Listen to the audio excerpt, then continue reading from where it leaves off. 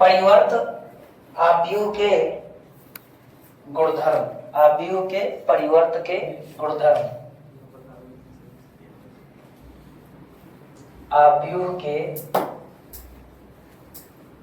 परिवर्त के गुणधर्म। प्रॉपर्टी देख रहे हैं आप, ट्रांसपोज मैट्रिक्स के प्रॉपर्टी। इसके 4 प्रमुख गुणधर्म हैं। जैसे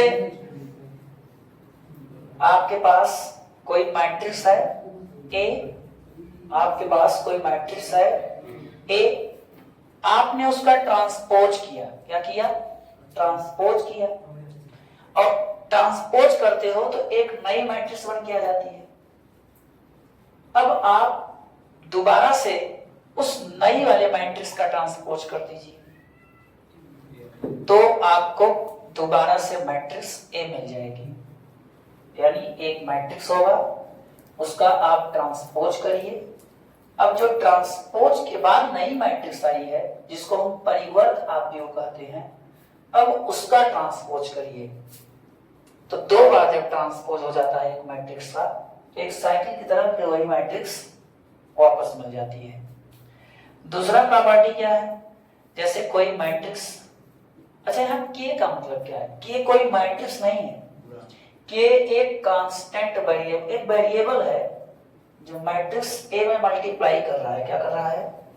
मल्टीप्लाई। के यहाँ एक वेरिएबल है, ये मैट्रिक्स नहीं है। इसको मैट्रिक्स ना समझ लें तो मैं इसको थोड़ा अलग तरीके से लिखता हूँ। कैपिटल लिख दूंगा तो आप समझ ही जाएंगे कि कहीं मैट्रिक्स तो नहीं है। अब इसको नहीं समझेंगे क्योंकि मैट्रिक्स को कैपिटल अक्षर से रिप्रेजेंट करते हैं, ना कि स्मॉल अक्षर से। अब जान जाओगे कुछ है ये, इसका वैल्यू क्या होगा? ये होगा। मतलब किसी मैट्रिक्स में हम एक वेरिएबल का मल्टीप्लाई करके ट्रांसपोज करें या ट्रांसपोज करके मल्टीप्लाई करें, दोनों में कोई फर्क नहीं होगा। तीसरा प्रॉपर्टी क्या होगा? जैसे कोई मैट्रिक्स है a प्लस बी और उसके योग का ट्रांसपोज किया जा रहा है। एक मैट्रिक्स a है और एक मैट्रिक्स b है, दोनों के योग का ट्रांसपोज हो रहा है, तो इसका वैल्यू होगा a dash plus b dash, यानी a का ट्रांसपोज प्लस b का ट्रांसपोज। कोई 2 मैट्रिक्स होगा, अगर वो उनके योगफल का ट्रांसपोज निकालो या उनके ट्रांसपोजों को जोड़ो, दोनों मान बराबर पाओगे। चौथा प्रॉपर्टी क्या है? इन प्रॉपर्टी को ध्यान दीजिएगा, इनके सवाल में बहुत यूज है। a इंटू बी का जो परिवर्त होगा वो बराबर होगा b का परिवर्त इंटू a का परिवर्त। ये बहुत इंपॉर्टेंट है, इस पर बहुत ध्यान देना है। a इंटू बी का जो गुणनफल का परिवर्त होगा वो b के परिवर्त और a के परिवर्त के बराबर होगा, गुणनफल के बराबर होगा। चलिए हम लोग एक्सरसाइज में चलते हैं। Exercise 3.3, exercise 3.3। और इस एक्सरसाइज का पहला ही क्वेश्चन पहले देखो। पहला का फर्स्ट नंबर, ये एक मैट्रिक्स है 5 1/2 -1 है। अगर इसका कोई आर्डर पूछे, आर्डर, तो इसमें 3 पंक्ति है, 1 पंक्ति 2 पंक्ति 3 पंक्ति और एक स्तंभ है ना। मान लीजिए मैं इसको नाम ए दे रहा हूं। क्या दे रहा हूं? ए। अगर इसका ट्रांसपोज निकाला जाए तो ट्रांसपोज ऐसे लिखा जाएगा। अब करेंगे क्या? पंक्ति को स्तंभ बनाएंगे,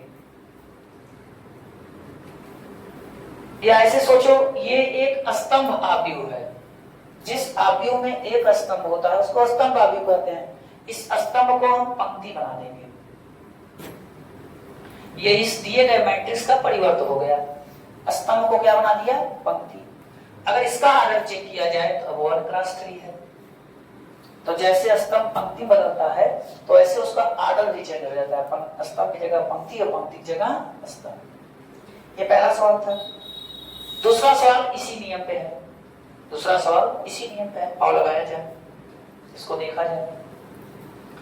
एक मैट्रिक्स है A, एक मैट्रिक्स है A -1 5 -2 पहले स्तंभ का अवयव है, 2 7 1 दूसरे स्तंभ का अवयव है, 3 9 1 तीसरे स्तंभ का अवयव है। एक मैट्रिक्स है बी जिसके अवयव -4 1 1 1 2 3 -4 0 1 है। पहला नंबर मैं सॉल्व कर रहा हूं, दूसरा आप खुद करिएगा, खुद करोगे तभी सीखोगे। बाकी आपको बताया गया है, सब नियम बताया गया है। चलिए देखो, देखिए पहले एलएचएस निकालो। एलएचएस ये दो मैट्रिक्स दिए गए हैं और ये हमें प्रूव करना है, तो पहले हम एलएचएस निकालेंगे। तो एलएचएस के लिए पहले हम a प्लस बी निकालेंगे। तो a प्लस बी कैसे आएगा? a प्लस बी, दो मैट्रिक्स कब जुड़ती हैं? पहला चीज उनका ऑर्डर सेम होना चाहिए। ये भी 3 क्रॉस 3 है और ये भी 3 क्रॉस 3 है, ऑर्डर सेम है, जुड़ जाएगा। अब कैसे जुड़ती हैं? संगत अवयव संगत अवयव से, यानी पहले पंक्ति का पहला अवयव पहले पंक्ति के, तो -1 में -4 जुड़ेगा तो क्या हो जाएगा? -5। पहले पंक्ति का दूसरा अवयव पहले पंक्ति के दूसरे अवयव से, तो 2 1 में जुड़ेगा, क्या हो जाएगा? 3। पहले पंक्ति का तीसरा अवयव पहले पंक्ति के तीसरे अवयव से, तो 3 -5 जुड़ेगा तो क्या होगा? -2। दूसरे पंक्ति का पहला अवयव 5 1 6, दूसरे पंक्ति का दूसरा अवयव 7 2 9, तीसरे पंक्ति का दूसरे पंक्ति का तीसरा अवयव 9 0 9, तीसरे पंक्ति का पहला अवयव -1, तीसरे का दूसरा 4, तीसरे का तीसरा 2। तो दो मैट्रिक्स कब जुड़ती हैं? जब उनका ऑर्डर सेम हो। पहला चीज ये देखते हैं, फिर संगत अवयव को संगत अवयव से जोड़ते हैं। अब हम बच्चों इसका ट्रांसपोज करेंगे, तो ये पंक्ति बन जाएगा स्तंभ, स्तंभ बना देंगे। इस पंक्ति को क्या बना देंगे? स्तंभ, और इस पंक्ति को क्या बना देंगे? स्तंभ। अब हम राइट साइड पे चलेंगे, आरएचएस में चलेंगे। पहले हम ए का ट्रांसपोज निकालेंगे।